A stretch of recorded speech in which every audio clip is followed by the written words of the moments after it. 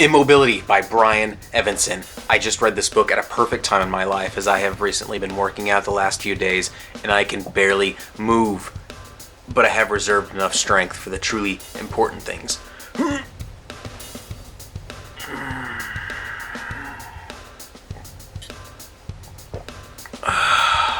Priorities are hard, like my muscles.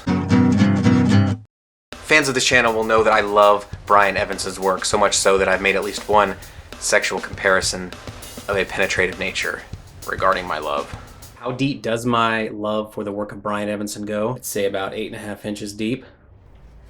So that's about, yep, that's about right. And if all goes well, I'll probably have another one today. Stay tuned. Immobility is about an amnesiac man named Horkai, and in typical amnesiac style, Horkai wakes up having no idea who he is, what he represents, who the people are around him, why he's where he is, so he must rely on the word of those around him, those very people who he doesn't know, to tell him who he is and what he's meant to do and why he's here. One of those people around him is named Rasmus, and Rasmus tells Horkai that he has just been woken up from a 30-odd year vegetative state in order to retrieve something, a vial of some sort that's apparently many, many miles away, and Horkai, have nothing else to go by, says, sure, I guess I'll do it. And that's where the novel begins.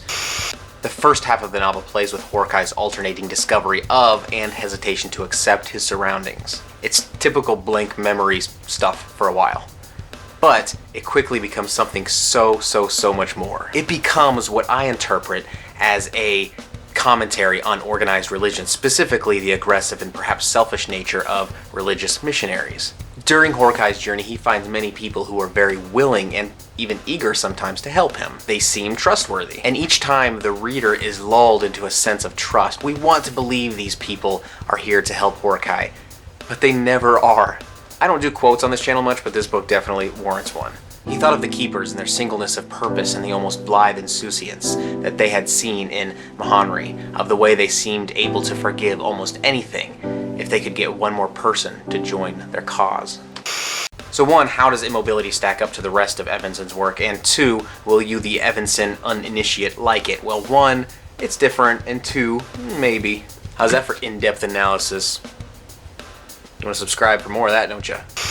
Evenson's own struggles with organized religion are documented online, so I won't go into them here, but this book feels to me like perhaps his most personal. And this includes the open curtain, which very much plays with the conventions of Mormonism, and until Immobility, I would have called that his most religious conscious book. And what's interesting is that Immobility is a very religious conscious book without calling attention to itself as an exploration of religion. Sure, there's mentions of specific religions throughout the book, but it's not until later in the novel, and the reader, I feel, is allowed to make these conclusions themselves. So even if you don't like long-form detestations of religion, all two of you out there, I know, that's all there is, because you guys like to party like heathens.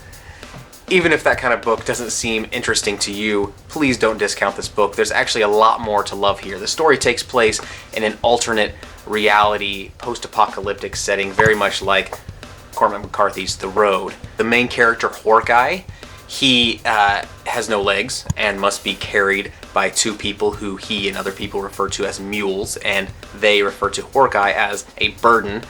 Mix in a bit of the Matrix, some sci-fi elements, and sprinkle in a bit of pestled Viagra, which must be in there because I was rock hard while reading this book. Does that count as a penetrative joke? Is that two now, at least?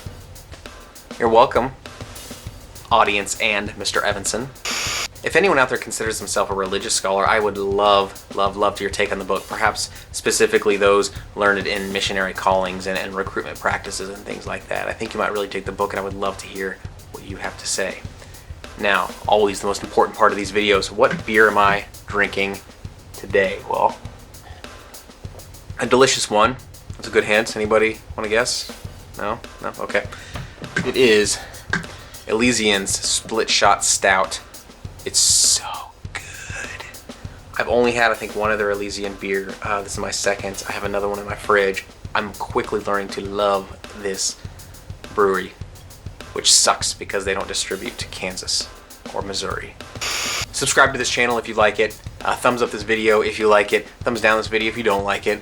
And let me know, what are your thoughts on how I've described Immobility. Have you read any other books that are kind of like this, specifically fiction books that are sort of masking the religious commentary a little bit? Are you interested at all in Evenson's work? If so, I can definitely give you some recommendations for other stuff that you could read by him. If perhaps this might not be your cup of tea, but you still seem interested in his style or something like that, I can definitely give you recommendations. I'm always commenting on the videos below.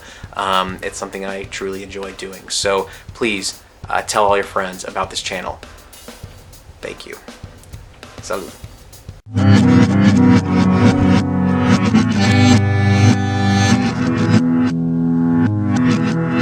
I hope you're welcome. Don't sue me, either one of you.